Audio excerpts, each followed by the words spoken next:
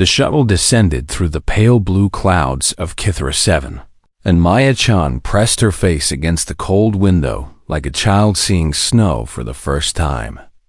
Below her stretched the Valentris Galactic Academy, a massive complex of silver towers and floating platforms that seemed to defy gravity itself.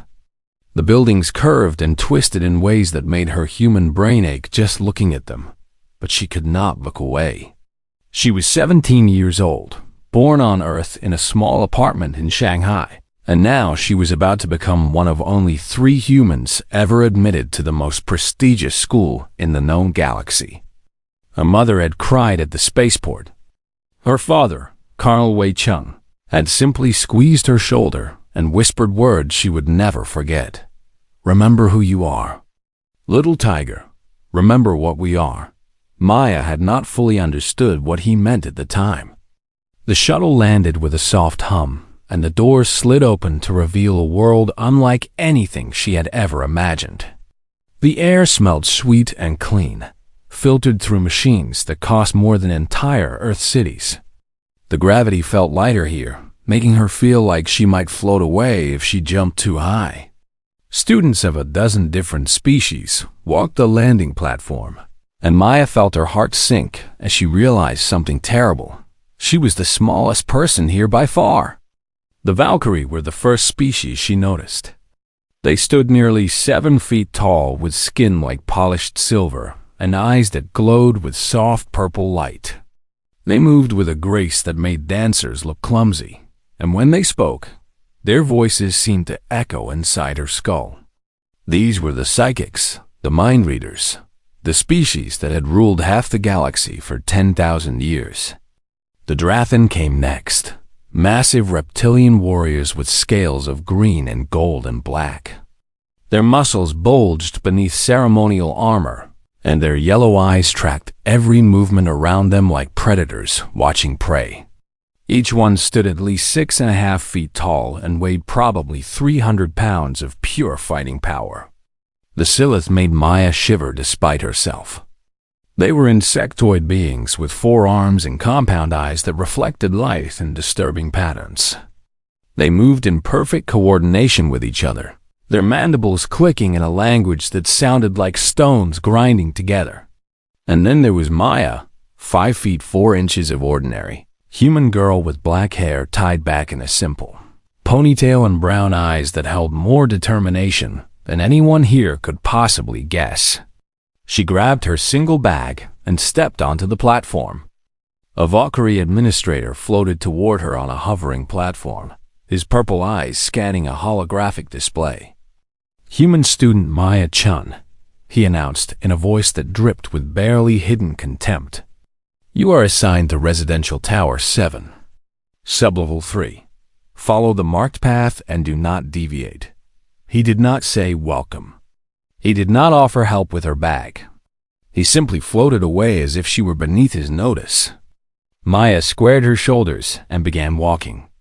The first week at Valentris Academy taught Maya 3 important lessons. First, she learned that humans were considered barely more than animals by galactic standards.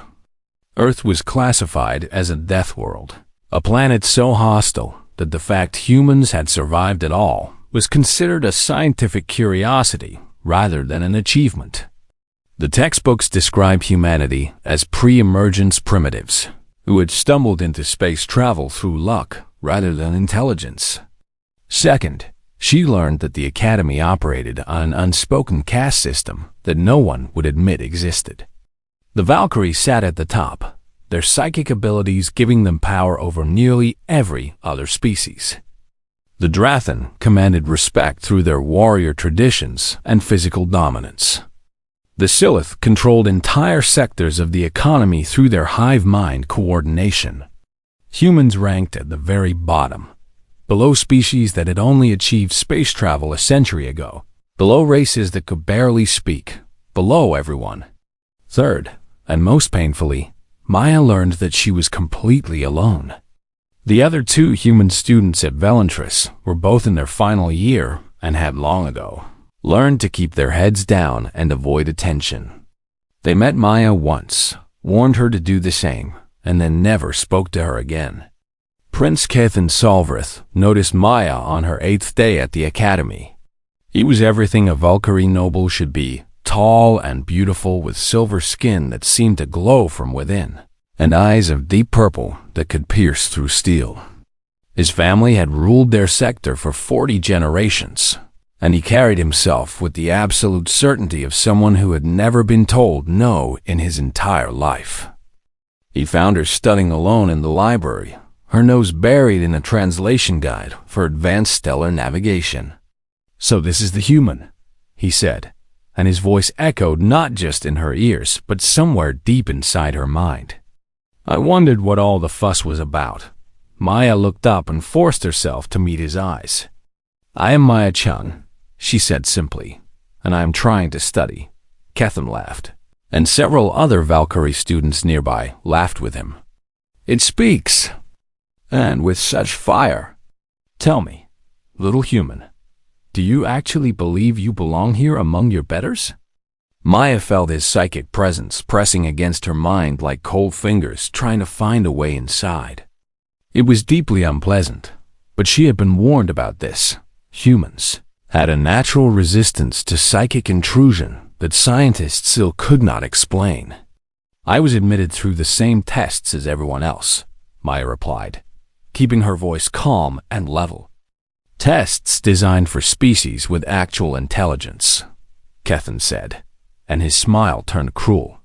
"But do not worry. I am sure we can find some use for you. Perhaps you can clean our quarters or fetch our meals." The Valkyrie students laughed again. Maya said nothing. She simply returned to her book and pretended to read until Kethan grew bored and walked away. That night, she found her door access codes had been changed. It took her 3 hours to find a maintenance worker who would help her get back into her own room. Inside, she sat on her bed and stared at the wall for a long time. She could report the harassment. She could file complaints through the proper channels. She could even contact the Earth diplomatic mission and request intervention. But she knew what would happen if she did. Earth's membership in the Galactic Concord was fragile, barely 5 years old and opposed by half the major powers. One incident, one diplomatic crisis, could undo everything humanity had worked for. So Maya did what humans had always done throughout their long and bloody history. She endured. She adapted. And deep inside her heart, in a place she did not even acknowledge to herself, she began to prepare. The weeks that followed were some of the hardest of Maya's young life. Prince Kethan did not forget her. He did not move on to other targets. Instead, he became obsessed with breaking her spirit in ways both small and large. It started with little things. Her assignments would disappear from the academic database overnight, forcing her to redo hours of work. Her meal card would mysteriously stop functioning in the dining hall, leaving her hungry until she could find a manual override. Her study group requests were rejected by every single student she approached, as if an invisible hand was warning everyone to stay away. Maya noticed something else too, something that seemed to bother Kethan more than her mere existence. Whenever he tried to read her mind, whenever he pushed his psychic abilities against her consciousness, he found nothing but static. Other species were open books to the Valkyrie, their thoughts and emotions laid bare like words on a page. But human minds were different. They were chaotic and contradictory, filled with noise and confusion that made them nearly impossible to read. This drove Kethan absolutely mad. "What are you hiding in there, little human?" he demanded one day after cornering her in a corridor. His purple eyes blazed with frustration as he pressed his psychic will against her skull with enough force to make a Drathan warrior collapse in tears. "Show me your fears. Show me your weaknesses." Maya felt the pressure like ice water flooding her brain, but she simply stared back at him with those calm brown eyes. "I'm not hiding anything," she said. "Perhaps there is simply nothing for you to find." She walked away while he stood there trembling with rage.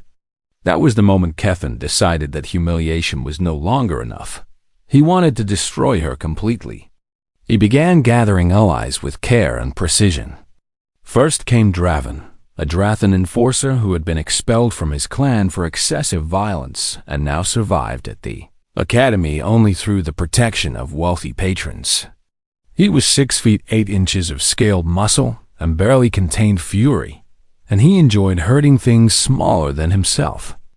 Next came Silasclick, a Silas student who owed Kethan significant gambling debts. The insectoid had no personal grudge against Maya, but his hive mind connection made him utterly loyal to whoever held power over him. Then there was Lady Alindra, a Valkyrie noblewoman who saw Maya's presence at the academy as a personal insult. She believed that humans were vermin who should be exterminated rather than educated, and she whispered this belief to anyone who would listen. Finally, Kethan recruited 2 more Drathan warriors, brothers named Crix and Varth, who served as hired muscle for various noble houses. They asked no questions and followed orders without hesitation. Together, this group began their campaign of isolation. Maya's human communication device suffered a mysterious malfunction that took a week to repair. During that time, she had no way to contact Earth or her family or anyone who might help her. Her room access codes continued to glitch at random intervals, sometimes locking her out for hours in the middle of the night. She learned to sleep in maintenance corridors and empty classrooms when necessary. Study partners stopped responding to her messages entirely. Professors began treating her with cold indifference, as if she were a ghost haunting their classrooms rather than a student seeking to learn. And always, she felt eyes watching her. Maya was not stupid. She knew exactly what was happening. She recognized the signs of a coordinated campaign to break her down, to isolate her, to make her vulnerable. But she also knew something that her tormentors did not. During those lonely nights in empty corridors, during those hungry days when her meal card refused to work, during those endless hours of redoing assignments that had been deliberately erased, Maya did not simply endure. She trained. Her father had taught her combat since she was 6 years old, Krav Maga for brutal efficiency, Brazilian Jiu-Jitsu for ground fighting, boxing for striking power. She had sparred with military veterans and martial arts champions, had learned to take hits from opponents twice her size, had developed reflexes that operated faster than conscious thought. In the privacy of her room, in abandoned storage chambers, in any space where she could find solitude, Maya practiced. She shadowboxed until her arms ached. She drilled takedowns against imaginary opponents. She stretched and strengthened muscles that would soon need to perform perfectly. The message arrived on a cold Tuesday morning. It appeared on her newly repaired communication device, marked as originating from the Academy's Conflict Resolution Office. The text was formal and polite, requesting her presence at a reconciliation meeting with Prince Kethan and his associates. The location was in the lower maintenance levels, beneath the hydroponics wing, a section of the academy that was largely abandoned and rarely monitored. The time was set for that evening, after most students would be in their residential quarters. Maya read the message 3 times. Every instinct she had, every lesson her father had taught her about threat assessment and tactical awareness, screamed that this was a trap. The isolated location, the late hour, the formal language that tried too hard to seem legitimate. It all pointed to an ambush. A smart person would refuse to go. A cautious person would report the suspicious message to authorities. A sensible person would stay in their room with the door locked and wait for the danger to pass. But Maya-chan was none of those things. She was a human, a daughter of the most stubborn species in the known galaxy, a child of the death world that had tried everything possible to kill her ancestors and failed every single time. She was also very, very tired of being afraid. That evening, Maya put on her most comfortable clothes and her sturdy shoes. She stretched carefully, warming up muscles that had not been truly tested in months. She activated the recording function on her communication device and tucked it securely into her pocket. Then she walked down into the darkness beneath the academy, toward whatever fate awaited her. The maintenance level was cold and dim, lit only by emergency lighting that cast long shadows across dusty floors. Maya's footsteps echoed in the silence as she made her way through corridors that clearly had not seen regular traffic in years. She found the meeting location, a large storage chamber filled with old equipment and forgotten supplies. The door sealed shut behind her with a hiss that sounded far too final. And from the shadows stepped Prince Kethan, his purple eyes glowing with triumph. He was not alone. Draven emerged from behind a stack of crates, his massive form blocking one exit. Silas Click scuttled out from a corner, mandibles clicking eagerly. Lady Alindra materialized beside Kethan with a smile of pure malice. And the brothers Crix and Vorath stepped into position to block the only other way out. 6 against 1. Psychics and warriors and hive-mind soldiers against a single human girl. Did you really think we wanted reconciliation? Kethan laughed, and the sound bounced off the metal walls like breaking glass. Oh, little human, you are even more foolish than I thought. Maya looked at the beings surrounding her, each one bigger than her, stronger than her, more experienced in combat than her. And for the first time in months, she smiled.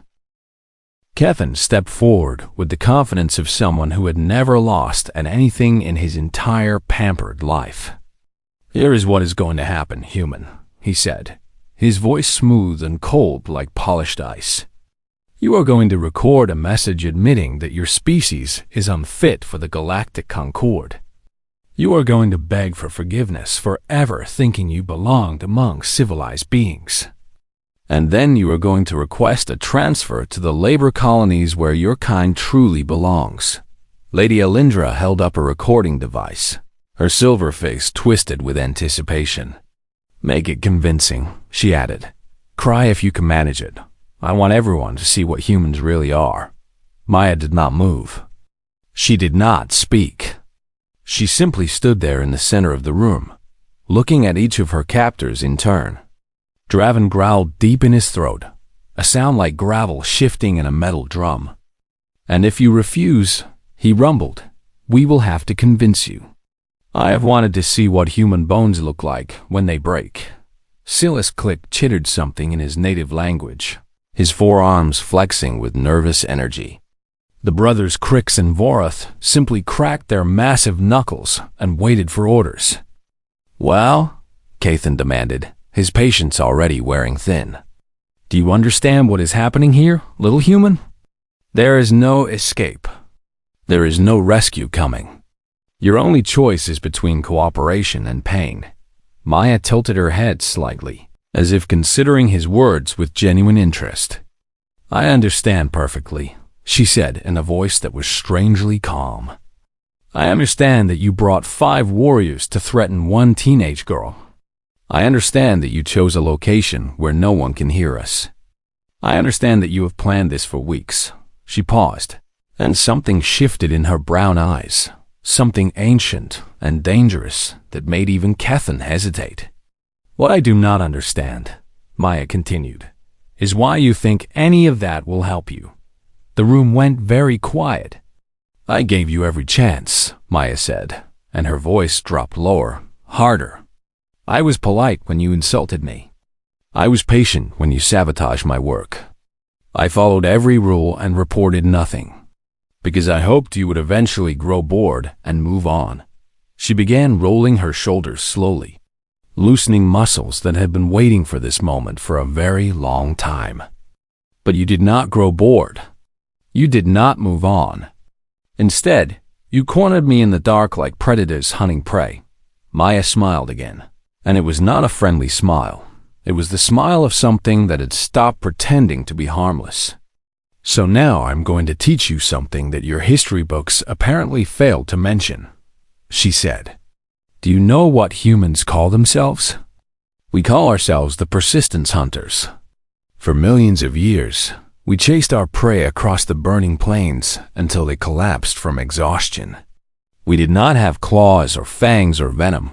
We had patience and endurance and the absolute refusal to ever give up. Draven snorted with contempt. Pretty words from a little creature that is about to learn its place. He lunged. The Drathan was fast, faster than any human athlete, faster than most species could even track with their eyes. His clawed hand shot toward Maya's throat with enough force to crush steel. But Maya was not there anymore. She had seen the attack coming before Draven even knew he was going to make it. Drathan warriors telegraphed their strikes with subtle shifts in weight and posture that her father had taught her to recognize years ago. She sidestepped at the last possible moment, letting his momentum carry him past her. Then she pivoted on her heel and drove her elbow into his throat with every ounce of strength in her small body. The sound of cartilage crushing was loud in the silent chamber.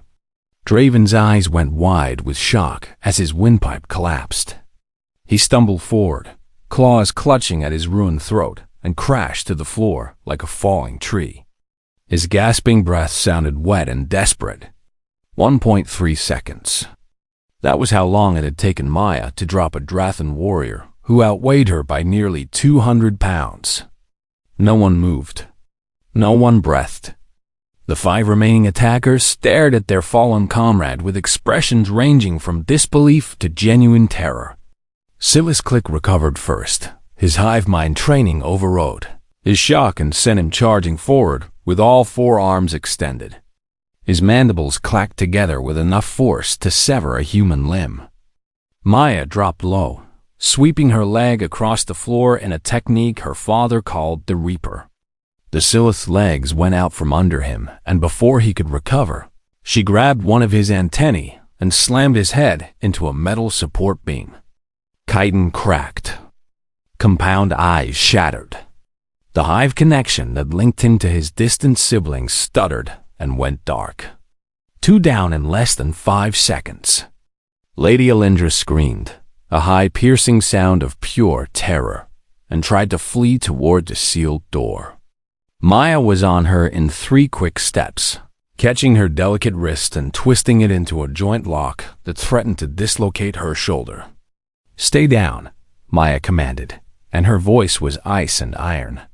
"Move and I will break it." Alindra collapsed to the floor sobbing, her silver skin gone pale with fear. The brothers Crix and Vorath exchanged a glance. They were professional muscle, experienced fighters who had faced down threats across a dozen worlds. They were not used to feeling afraid, but looking at the small human girl standing over 3 fallen bodies, they felt something they had not experienced in years. They attacked together, coordinating their strikes in a pattern designed to overwhelm any single opponent. One went high while the other went low. One attacked from the left while the other came from the right. It was a good strategy against most enemies. Maya was not most enemies. She exploded into motion, ducking under Crix's haymaker while simultaneously kicking Vorath in the knee. The joint bent in a direction it was never meant to go, and he screamed as ligaments tore. Crix spun to grab her, but she was already behind him. Her arms wrapped around his neck in a chokehold that cut off blood flow to his brain. He thrashed and fought, but human arms could generate crushing pressure when properly positioned. 8 seconds later, he slumped unconscious to the ground. Vorath tried to rise on his ruined leg, reaching for a weapon at his belt. Maya crossed the distance between them in a single bound and delivered a devastating knee strike to his skull. His eyes rolled back, and he collapsed beside his brother. 30 seconds total. 5 bodies on the ground. 1 human girl standing. Maya turned to face the only enemy still on his feet. Prince Kethan Solvarith, heir to a dynasty that had conquered star systems, stared at her with an expression of absolute horror. "What are you?" he whispered. Maya rolled her neck, releasing tension from muscles that were just getting warmed up. "I am human," she said simply, "and you made a terrible mistake." Prince Kethan had watched his entire plan fall apart in less than a minute. 5 of his carefully chosen allies lay scattered across the floor like broken toys, groaning, unconscious, or simply too terrified to move. The Drathan warrior, who was supposed to be unbeatable, was choking on his own crushed throat. The Scylla soldier, who never lost a fight, was bleeding from a cracked skull. The brothers who had intimidated entire space stations could not even stand. And the human girl just stood there, barely breathing hard, waiting for him to make a decision. Kethan was many things: arrogant, cruel, entitled beyond measure, but he was not stupid. He could see that physical combat was suicide against this impossible creature who wore the shape of a helpless student. So he chose his own battlefield. "You think you have won?" He snarled, and his voice resonated with harmonic frequencies that made the air itself vibrate. "You think your animal tricks can save you from the true power of the Valkyrie?" Purple light erupted from his eyes as he unleashed his full psychic ability, not the gentle probing he had used before, but a devastating mental assault that had shattered the sanity of hardened military veterans. He poured every ounce of his considerable power into the attack, driving it toward Maya's unprotected mind like a spear of pure agony. Maya staggered. The pain was beyond anything she had ever experienced, worse than broken bones, worse than fever, worse than the time she had been caught in a training accident and spent 3 days in a hospital. It felt like someone had poured liquid fire directly into her brain and was stirring it with a frozen blade. Images flashed through her consciousness without her permission, her deepest fears made manifest in terrible detail. She saw her parents dying in a shuttle crash. She saw Earth burning under orbital bombardment. She saw herself alone and abandoned in the endless dark between stars. Her knees hit the floor before she even realized she was falling. "Kneel," Kethan commanded, and his voice seemed to come from everywhere at once, from the walls, from the ceiling, from inside her own skull. "Your species was born to serve the Valkyrie. Your primitive brain cannot resist the power of 10,000 years of evolution. Submit to your betters." Blood began dripping from Maya's nose as capillaries burst under the psychic pressure. Her vision blurred and doubled. Her hands trembled against the cold floor. In that moment, most beings would have broken. They would have surrendered their will to escape the unbearable pain. They would have done anything, said anything, to make it stop. But Maya-chan was human, and humans had a very different relationship with pain. Her father's voice echoed in her memory, cutting through the chaos like a lighthouse beam through storm clouds. "Pain is just information. Little tiger, it tells you something is wrong, but it does not control you. Only you control you." Maya planted one hand flat against the floor and pushed. Kethan's eyes widened as the impossible happened. The human was rising. Slowly, agonizingly, but definitely rising. Her muscles shook. Her face was wet with blood and tears. But she was getting back on her feet. How? He gasped, pouring even more power into his assault. This should be impossible. No species can resist a full psychic attack. Maya took one step forward. She could barely see through the pain. Every nerve in her body was screaming for her to stop, to give up, to surrender, and make an end. The psychic assault crashed against her consciousness like waves against a stone cliff. But humans had evolved on a world that tried to kill them every single day. They had survived ice ages and meteor strikes and plagues that wiped out half the population. They had kept fighting through injuries that would have killed any other species. They had learned to function through suffering that should have been completely debilitating. Pain was not a stop signal for humans. It was just another challenge to overcome. Maya took another step forward. "You want to know our secret?" she said through gritted teeth, her voice rough and strained but absolutely unbroken. "You want to know why humans conquered their death world while other species died in comfort? Another step. She was halfway to Kethan now, and he was backing away with genuine fear in his glowing eyes. We do not quit, Maya continued. We do not surrender. We do not ever stop fighting, no matter how much it hurts, no matter how impossible the odds. We are the species that invented spite as a survival strategy. Kethan hit the wall behind him. There was nowhere left to run. His psychic assault was still at full power, but it was doing nothing except making Maya angrier. Your assault should make me collapse, Maya acknowledged. It should turn my brain to mush. But here is something your scientists never figured out about human minds. We are not organized. We are not logical. We are chaos and contradiction wrapped in flesh. She was close enough to touch him now. Her hand shot out and closed around his throat with fingers like steel cables. You cannot break what was never structured in the first place, Maya whispered, and her brown eyes burned with something primal and terrifying. You cannot shatter a mind that holds love and hate at the same time, fear and courage in the same breath. We are walking contradictions, Prince Kethan, and your psychic powers were never designed to handle that.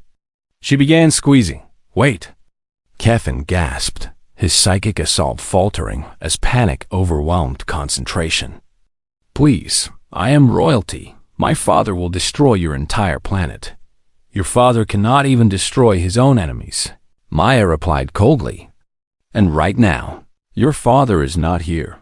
She shifted her grip to his carotid arteries, the blood vessels that carried oxygen to the brain. It was a technique her father had taught her years ago, designed to incapacitate without killing. Do you know what humans call this situation? Maya asked as Kethan's face began turning purple from oxygen deprivation.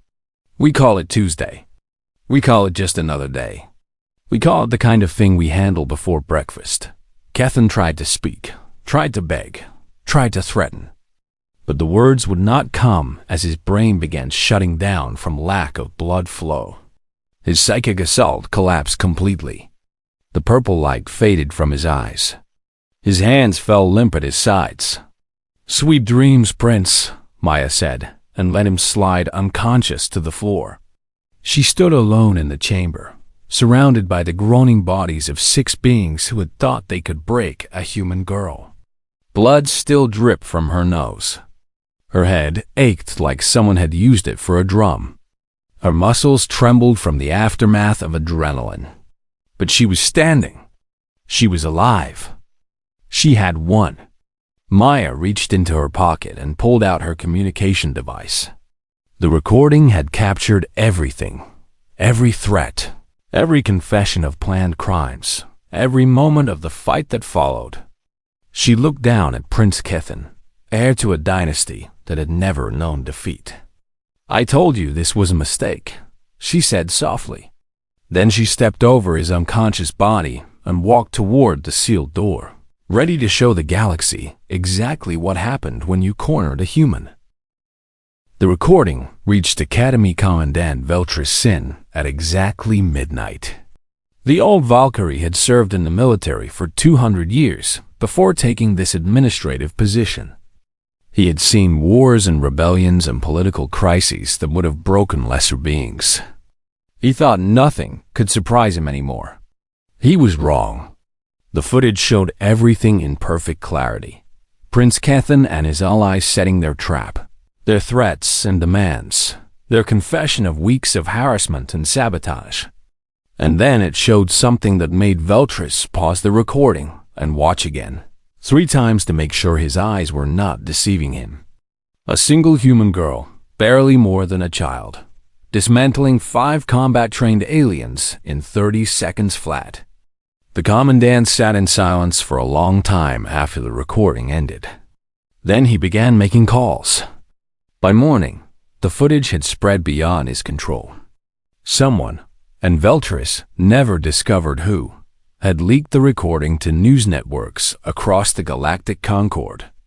Within 12 hours, billions of beings on thousands of worlds had watched a teenage human defeat a Drathan warrior, a Silith soldier, 2 mercenary enforcers, and a Valkyrie noblewoman before walking through a psychic assault that should have liquefied her brain. The reaction was immediate and explosive. On Earth, the recording played on every screen in every city. Humans who had spent 5 years being told they were primitives, that they were barely civilized, that they did not belong among the stars. Those humans watched one of their daughters refuse to kneel. The cheering could be heard from orbit. On the Valkyrie homeworld, the reaction was very different. The imperial court demanded explanations. How could a prince of the royal line be humiliated by a species that had only discovered electricity 2 centuries ago? How could their psychic abilities, the foundation of Valkyrie superiority, be resisted by a creature from a pre-emergence world? Prince Kethan's father tried to bury the story. He failed spectacularly. At Valentris Academy, the formal hearings began 3 days after the incident.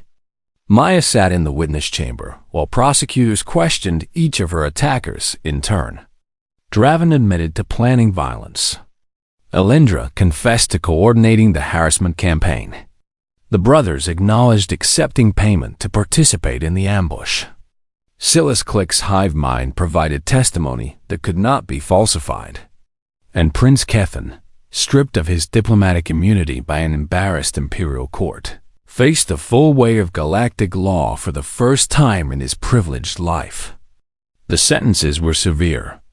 Expulsion from the academy for all 6 attackers. Criminal charges pending in 3 different jurisdictions. Diplomatic sanctions against the Valkyrie Empire for failing to control their nobility. But the true impact went far beyond legal consequences. Military analysts across the Concord studied the footage frame by frame. They measured Maya's reaction times, calculated her striking force, analyzed her techniques. They compared her performance against trained Drathan warriors and found something deeply unsettling. Maya Chen was not a soldier. She was not a special operative. She was not even a professional athlete. She was a 17-year-old student with recreational martial arts training. And she had destroyed 5 combat-capable aliens without breaking a sweat. The implications made generals very nervous. If this is what their children can do, one Drathan commander wrote in a classified assessment, then what are their soldiers capable of? What are their special forces? What happens if we ever have to fight them? Old intelligence reports about Earth suddenly received new attention. The Death World classification, once considered a curiosity, now seemed like a warning. Humans had evolved under constant threat, and they had not just survived. They had become apex predators who had conquered their entire planet before reaching for the stars. The galaxy began to realize that they had made a terrible miscalculation. Maya returned to Valentris Academy for the next semester. She could have transferred anywhere. A dozen institutions offered her full scholarships, and the Earth diplomatic corps wanted her as a symbol of human strength. She declined everything. I came here to learn, she told the reporters who followed her everywhere. I am not finished learning, but the academy she returned to was very different from the one she had left. When Maya walked through the corridors now, students stepped aside. Not from hatred or contempt, but from something that looked remarkably like respect. Conversations fell silent when she passed. Eyes followed her with curiosity instead of mockery. A young Drathan first year approached her nervously during the 2nd week of classes. His scales were dark green, and his yellow eyes were wide with something that might have been hero worship. Honored human, he said formally, using a title usually reserved for respected warriors. I watched your recording many times. I have never seen anyone move like that. Could you teach me? Maya blinked in surprise. Then she smiled, a real smile, warm and genuine. I am not a master, she said. I am just a student like you. The Drathan shook his massive head. With respect, I do not think that is true anymore. Within a month, Maya was teaching informal combat classes, to a mixed group of students from 6 different species. The Academy administration watched with fascination as beings who had traditionally been enemies learned to train together under a human instructor. The final change came quietly, without ceremony or announcement. Deep in the Academy's administrative systems, a bureaucrat updated the species classification database. Under the entry for humanity, the old designation was deleted. Pre-emergence. Non-threat, minimal concern. In its place, new words appeared. HFY status. Full Concord membership threat assessment. APEX special note. Do not corner. Do not underestimate. Do not provoke. They remember everything. 3 years later, Maya-chan graduated from Veluntrus Academy with the highest honors ever awarded to a human student. She was offered positions in diplomatic corps across the galaxy, research institutions on a dozen worlds, military advisory roles that came with power beyond imagination. She chose to return to Earth. Her father met her at the spaceport, older now, but still standing straight and proud. He looked at his daughter, this young woman who had changed how an entire galaxy saw her species, and his eyes glistened with unshed tears. "Welcome home, little tiger," he said. "I hear you have been busy." Maya hugged him tightly. "I just did what you taught me, Papa." "I refuse to give up." Colonel Wei-chan laughed and held his daughter close. "That is all any of us can ever do." Behind them, a shuttle lifted off toward the stars, toward a galaxy that would never again make the mistake of underestimating the persistence hunters of the death world called Earth.